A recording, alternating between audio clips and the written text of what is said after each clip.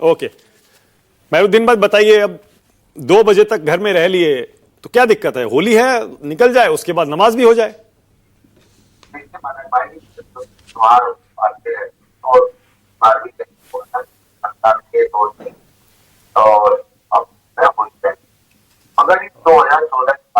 आपकी आवाज में कुछ दिक्कत आ रही है, एक सेकंड में ठीक करवा रहा हूं उसको, जरा ठीक करवाइए। मेहरुद्दीन रंगरेज की आवाज ठीक कराइए जरा।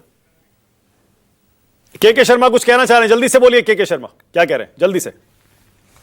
मैं देखिए, चर्चा में 2 बात बताना चाहता हूं कि आखिर समाजवादी पार्टी, कांग्रेस पार्टी इस पूरे प्रकरण पर इतना ज्यादा क्यों जो है उतावला होकर और बयानबाजी कर रही है, और क्यों इसको बेविषय को विषय बनाना चाहती है। उसके पीछे के लॉजिक को समझने की जरूरत है, क्योंकि इसी से परिप्रेक्ष्य में 2 छोटी बातें बताता हूं।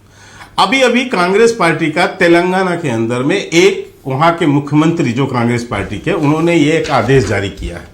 इस आदेश में कहा गया है कि रमजान के समय पर मुस्लिम कर्मचारी वो 1 घंटे पहले छुट्टी प्राप्त कर लेंगे। जिस दिन नमाज जुमे का होगा उस दिन उनको 12 बजे से 2 बजे तक ऐसे छुट्टी रहेगी, और वो जो है चले जाए 1 घंटा पहले, ऑफिस में उनकी ड्यूटी कम होगी।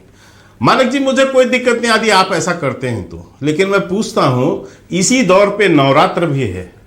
नवरात्र में हिंदू समाज के लोग ओके, अब रुकिए। के शर्मा, मेहरुद्दीन रंगरेज की बारी है। और मेहरुद्दीन भाई बोलिए, क्या कहना चाह रहे हैं? मुझे इतना पूछ, टाइम खत्म हो गया। मेरी बात तो बिल्कुल नहीं बोल पाए मेहरुद्दीन, बिल्कुल नहीं बोले। आप उनके लिए ये मेहरबानी क्यों नहीं? और यही समाजवादी। बोलिए मेहरुद्दीन रंगरेज, बोलिए भाई, बोलिए। देखिए मानक जी, मैं ये कह रहा हूँ 2014 के बाद से जो जितने भी संस्थान हैं उनका जो भगवाकरण हुआ है 2014 के बाद से, जो दंगा हुआ था संभल का, उसमें सीओ जो अनुज कुमार थे वो गोली चलाते हुए नजर आ रहे थे। उस दंगे का प्रोजित दंगा करने वाले वो खुद थे।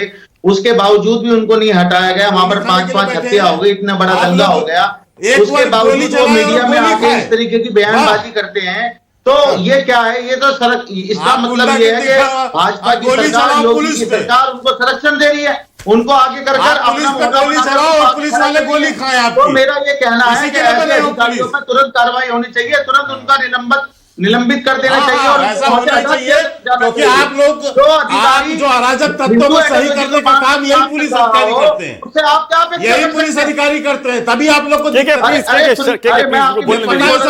शर्मा प्लीज थोड़ी देर उनको बोलने दीजिए, मेहरुद्दीन को बिल्कुल टाइम नहीं दे पा। हाँ बोलिए मेहरुद्दीन भाई। देखिए मानक जी, मैं कह रहा हूं जिस तरीके से उनके बयानबाजी लगातार आना, वीडियो रील बनाना, जैसे उन्होंने दंगे के दौरान उनकी जो उनकी गतिविधियां थी वो रही, कैसे उन्होंने मुसलमान लोगों को वहां पर धमकाया, जिस तरीके से वहां दंगा हुआ, दंगा होने के बाद नैतिकता के आधार पर लोग अपना इस्तीफा दे देते हैं, या जो बड़े अधिकारी होते हैं उनको हटा देते हैं वहां से।